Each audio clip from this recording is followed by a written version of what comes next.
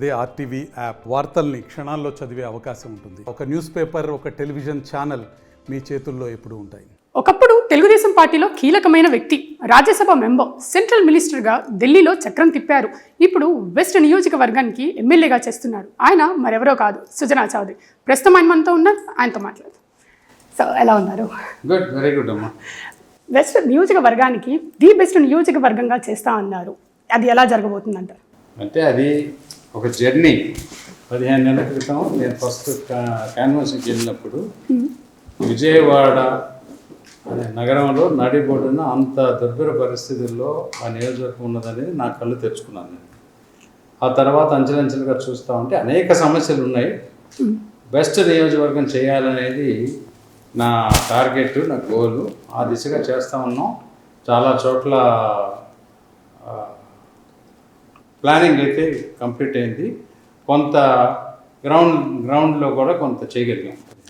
West నియోజకవర్గం typical నియోజకవర్గం అని ఒక పేరు ఉంది. దీన్ని ఎంతవరకు ఓన్ చేసుకున్నారు మీరు? Typical in terms of what? In politics. నాకు తెలియదు, నేను ఫ్రెషర్ని, నేను వెళ్ళాను. ఆ పాలిటిక్స్లో టిపికల్ అనేది నాకు తెలియదు. మొట్టమొదటిసారిగా నేను అడుగుపెట్టి ప్రతి ఓటర్ దగ్గరికి వెళ్ళి ఓటు వేయమని నేను అడగడం జరిగింది. వాళ్ళు కూడా చాలా గట్టిగా నన్ను నమ్మి ఓటు వేశారు. కాబట్టి నేను అహర్నిశలు కూడా వాళ్ళకి ఏ విధంగా సేవ చేయాలి అనే దిశగా నేను. వెస్ట్ నియోజకవర్గంలో 3 పార్టీలకి చాలా గ్యాప్ ఉంది. అండ్ మీరు మీకోసం ఎన్నికల్లో పనిచేసిన వాళ్ళని మీరు దగ్గర కూడా రానివ్వట్లేదని మీ మీద చాలా ఆరోపణలు ఉన్నాయి. దీని గురించి ఏమంటారు? నా ఆరోపణలు అంతా నిజం లేదమ్మా. అందులో ఎవరు 3 పార్టీలు చాలా కలిసిమెలిసి పనిచేసుకుంటున్నారు. అన్ని పార్టీలలో, అన్ని కార్పొరేటర్లు, అన్ని డివిజన్ ప్రెసిడెంట్స్ అందరూ కూడా, మేము కూడా సుజనా మిత్ర అని పెట్టాము, వాళ్ళతో కోఆర్డినేట్ చేసి చేసుకుంటున్నారు. ఇది మీడియా సృష్టి అయి ఉండొచ్చు. నిజానికైతే మాత్రం, ఎందుకంటే నేను ఎప్పుడూ అందుబాటులో ఉంటాను. My doors are always open. Bhavanipuram మీద కూర్చున్నా, ఇక్కడ కూర్చున్నా, సమస్య మా నోటీస్లోకి వస్తే మాత్రం వెంటనే మేము అటెండ్ అవుతున్నాం. నేను ఇప్పుడు రాత్రి పడుకునేటప్పుడు తప్పితే మధ్యలో ఎవరు ఎప్పుడు ఫోన్ చేసినా, నేను ఎక్కడున్నా సరే ఫోన్ ఎత్తి నేను రెస్పాండ్ చేస్తాను. గ్రౌండ్ లెవెల్లో బీజేపీ నాయకులకి, టీడీపీ నాయకులకి వివాదాలు జరుగుతున్నాయి. మొన్న ఒక టీడీపీ నాయకుడు అడ్డూరి శ్రీరామ్ మీద కూడా దాడి చేశారని మాట్లాడుకుంటున్నారు. దీని గురించి ఏమంటారు? అది ఒక స్ట్రే ఇన్సిడెంట్స్, వివాదాలు ఏం లేవమ్మా. అది అక్కడ అతను ఆ పార్కింగ్ ఏరియాలో ఒక పాలసీ డెసిషన్ తీసుకొని పార్కింగ్ ఇక్కడ పెడతాను వీలు లేదంటే ఒక చిన్న నాయకుడు ఎవరో చేశారు. అది వెరీ స్మాల్ ఇష్యూ. మీ నియోజకవర్గంలో ప్రతి ఇంటి గడప తొక్కాను అన్నారు. ఈ 15 నెలల్లో ఎలాంటి సమస్యలు పరిష్కరించారు మీరు? అంటే రకరకాల సమస్యలు. ఇప్పుడు సీఎం రిలీఫ్ ఫండ్ చాలా, ఎంతమంది అడిగితే అంతమందికి ఎల్ఓసీలు కానీ సీఎం రిలీఫ్ ఫండ్ కానీ ఇస్తూ వచ్చాము. అది కాకుండా నేను పర్సనల్గా కూడా ఎవరికైనా కనుక ఆరోగ్య సమస్యలు వస్తే అటెండ్ అయ్యాము. తర్వాత స్కూల్ ఫీజులు వీలైనంత వరకు గవర్నమెంట్తో కోఆర్డినేట్ చేసి చేయించాం. అది కాకుండా నేను సిఎస్ఆర్ ఫండ్స్ ద్వారా కూడా చాలామందికి చదువుకు ప్రాముఖ్యత ఇచ్చి చేస్తా ఉన్నాం. తర్వాత జాబ్ మేళాలు పెట్టాం. కొంతమందికి వచ్చినాయి. అంటే ఓవర్ నైట్ అన్నీ చేయలేము, బట్ డెఫినెట్గా సోఫార్ నా అంతటి నేను మార్కులు వేసుకుంటే నేను అనుకున్న దాంట్లో ఒక 50% అచీవ్ చేయగలిగాను.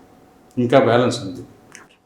ఒకసారి గుడి గురించి మాట్లాడుకుందాం. అంటే అక్రమాలకు కేర్ ఆఫ్ అడ్రస్గా ఆలయం మారిందని విమర్శలు వస్తున్నాయి. దీన్ని అరికట్టడానికి మీరేం చేస్తున్నారు? మరి ఆ విమర్శ మీ ద్వారానే వింటున్నాను ఫస్ట్ టైము. ఇంతవరకు అలాంటివి నేను వినలేదు. అక్కడ సమస్యలు ఏమి లేవు. మీ నియోజకవర్గంలో ఉన్న అమ్మవారి ఆలయం మీద వేరే వాళ్ళు పెత్తనం చలాయించాలనుకుంటున్నారని బయట బాగా మాట్లాడుకుంటున్నారు. దీని గురించి ఏమంటారు? వాళ్ళు వేరే వారు ఎవరో తెలిస్తే పెత్తనం ఏముంటుంది, దానికి ఒక సంస్థ ఉంది, ఎగ్జిక్యూటివ్ ఆఫీసర్ గారు ఉన్నారు. నిన్నే కూటమి తరఫున చైర్మన్ గారిని కూడా అపాయింట్ చేశారు, గాంధీ గారిని. పాలక మండలి వచ్చేస్తుంది, సిస్టమ్ అంతా ఉన్నది. టెంపుల్ని మొత్తం ఈజ్ ఆఫ్ దర్శనం అనే కాన్సెప్ట్తో టెంపుల్ని మొత్తం కూడా మేము రీకన్స్ట్రక్షన్ చేయించి ఆగమ శాస్త్రాలకి వాళ్ళని ఫాలో అయ్యి ఏం చేయాలనేది వర్కౌట్ చేస్తాము. అదంతా అయినాక ఎండోమెంట్ మినిస్టర్ గారు రామనారాయణ రెడ్డి గారితో కూడా 2-3 సార్లు కూర్చున్నాం. ఆ తర్వాత ముఖ్యమంత్రి గారు కూడా చూపెట్టి డెఫినెట్గా భక్తులకి అందరికీ కూడా క్యూ కాంప్లెక్స్ అన్ని కట్టించాలని చెప్పి, పార్కింగ్ ఏరియా చేయించాలని అంతా కూడా ప్లాన్ చేశాం. గతంలో ఉన్న ఎమ్మెల్యే వెల్లంపల్లి శ్రీనివాస్ గారు ఆలయం గురించి చాలా అక్రమాలు చేశారని చెప్పారు. కానీ మీరు పార్టీలోకి వచ్చిన తర్వాత 15 months అయినా దాని గురించి ఏం మాట్లాడట్లేదు, ప్రూఫ్లు చూపించట్లేదని వైసీపీని ఎట్లా అడుగుతున్నారు దీని గురించి? ఎవరు చెప్పారు? నేను అనలేదు. ఆయన ఏం అక్రమాలు చేశారన్న మాట నేనైతే అనలేదు. నా ఎలక్షన్ క్యాంపెయిన్లో కూడా ప్రతి ఎమ్మెల్యే వాళ్ళ టైంలో వాళ్ళు అనుకున్నది చేస్తారు. ఆయన ఏం అక్రమాలు చేశారనేది నా నోటీస్లోకి రాలేదు. ఒక ఎమ్మెల్యేగా ఆలయం కోసం ఇంకేం చేయాలనుకుంటున్నారు? మీ రూట్ మ్యాప్ ఏంటి? అంటే ఆలయంలో ఉన్న ఫండ్స్ని జాగ్రత్తగా కన్స్ట్రక్టివ్ మెథడ్లో ఖర్చు పెట్టించి వేస్ట్ కాకుండా భక్తులకి దేశం నుండి ఎక్కడెక్కడి నుంచో వచ్చే భక్తులందరూ కూడా సౌకర్యాలు ఇంప్రూవ్ చేయాలని చెప్పి, అలాగే అక్కడ ఆలయ సిబ్బందికి కూడా కొంత సౌకర్యాలు ఇంప్రూవ్ చేయాలని నేను ఆలోచిస్తాను. కమింగ్ టు పాలిటిక్స్, మీరు రాష్ట్ర అధ్యక్షుడిగా అవ్వాలని చాలా కష్టపడ్డారని అంటున్నారు, మీకు ఆ పదవి రాలేదంటున్నారు, దీని గురించి ఏమంటారు? నేను జీవితంలో ఇంతవరకు ఏ పదవికి ఇంతవరకు నేను కష్టపడేది లేదు, అప్లై చేసింది లేదు. కష్టం అంటూ పడితే లాస్ట్ టైం ఎలక్షన్లో ఎమ్మెల్యేగా కంటెస్ట్ చేసినప్పుడు 38 రోజులు మాత్రం అన్ని ఇళ్ళకి వెళ్ళి ఎలక్షన్ క్యాన్వాస్ చేయడం, అదే కష్టం పడింది. ఇంతవరకు నేను ఎప్పుడు ఏ పదవికి కష్టపడలేదు. నేను భారతీయ జనతా పార్టీ అనేది ప్రపంచంలోకి అతిపెద్ద పార్టీ. వాళ్ళు ఎవరికి ఇవ్వాలనేది వాళ్ళకి బాగా తెలుసు. ఎప్పుడు ఎవరికి ఇవ్వాలి, సరైన సమయంలో సరైన నిర్ణయం తీసుకొని సరైన వ్యక్తిని అపాయింట్ చేస్తారు. సుజనా చౌదరి అంటే చంద్రబాబు మనిషి అని ఒక ముద్ర పడిపోయింది. అంటే ప్రతిసారి మీ ప్రతినిధులు అంటూ ఉంటారు, ఆ ముద్ర పోయింది అనుకుంటున్నారు? అంటే నేను చంద్రబాబు నాయుడు గారి దగ్గర కల్మషం లేకుండా నీతి నిజాయితీతో, ఎందుకంటే ఆయన నాకు రాజకీయ గురువు గారు, తల్లి తండ్రి గురువు దైవంతో సమానం అంటారు. ఆ విధంగానే ఉన్నాను. ఇప్పుడైనా సిద్ధాంతపరంగా నేను వేరే పార్టీకి వచ్చాను, వేరే పార్టీలో ఉన్నాను. ఏ రాజకీయ పార్టీ అయినా ఏ సిద్ధాంతాలు చెప్పినా లక్ష్యం ఏంటంటే రాజ్యాధికారంలో రావటం. అది మాత్రం నేను తెలుసుకున్నా. కానీ చంద్రబాబు నాయుడు గారు అంటే నాకు ఎప్పటికీ గౌరవం ఉంటుంది, గౌరవం ఉండదు. అంటే మీరు ఆయన చెప్తేనే బీజేపీకి వెళ్ళారు, ఇప్పుడు కూడా మీరు రాజకీయాల్లో తీసుకునే నిర్ణయాలు చంద్రబాబు చెప్తేనే చేస్తున్నారన్న మనుషులకు మీరేం చెప్తారు? అందులో నిజం లేదు. ఆయన పార్టీ ప్రెసిడెంట్, ఆయన పార్టీ నడుపుతున్నారు. నేను డెఫినెట్గా ఆయనే నన్ను మోల్డ్ చేశారు, అందులో డౌటే లేదు డెఫినెట్గా. కానీ సిద్ధాంతపరంగా కాలక్రమేణా అనేక మార్పులు చేర్పులు జరుగుతాయి. దాని ప్రకారం నేను అక్కడి నుంచి బయటకు వచ్చాను. జాతీయ పార్టీలో చేరడం ఉంటున్నాను, జాతీయ పార్టీలో ఉన్నాను. ఎకనామిక్గా ఆంధ్రప్రదేశ్కి ఏం కావాలనే దాని మీద నేను చాలా స్టడీ చేస్తూ ఉన్నాను. ప్రస్తుతానికి సమగ్రాభివృద్ధి చాలా అవసరం. దాని మీద కూడా మా పార్టీతో డిస్కస్ చేస్తాను. మంత్రులది టాపిక్ నడుస్తుంటే మీకు ఏం మంత్రి పదవి గ్యారెంటీ అంటున్నారు, వస్తే చేస్తారా మీరు? అది వచ్చినప్పుడు చూద్దాం. తినే ముందు టేస్ట్ ఎందుకు అమ్మారు? విజయవాడ కేసినేని చిన్నికి మీకు రిలేషన్ ఎలా ఉంటుంది? అంటే జనరల్గా బయట మీ ఇద్దరికి పడదు అని గట్టిగా ఒక టాక్ నడుస్తుంది, అది నిజమేనా? మరి అది నిజం అంటే ఎందుకు టాక్ నడుస్తుందో తెలియదు. ఇప్పుడు మీరు అక్కడ మా ఇంట్లో ఇక్కడ ఉన్నారు కదా, ఒక 10 నిమిషాలు వెళ్ళి అక్కడ బయట కెమెరా పెట్టుకొని ఉండండి. ఆయన వచ్చి మా ఇంట్లో భోజనం చేస్తుంటారు. ఆ టాక్ కరెక్టో కాదో మీరే చెప్పుకోండి బయట.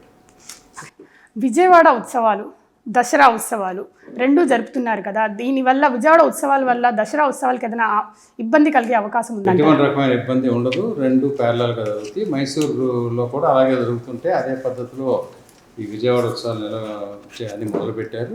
డెఫినెట్గా అందరూ సహకరిస్తున్నారు, నేను కూడా సహకరిస్తాను. విజయవాడకు ఒక బ్రాండ్ క్రియేట్ చేయాలన్నది ఒకటే ఉద్దేశం. ఎంపీ గారు కూడా అదే నాతో మొట్టమొదటిసారిగా డిస్కస్ చేశారు. అదేవిధంగా ముందుకెళ్తారు.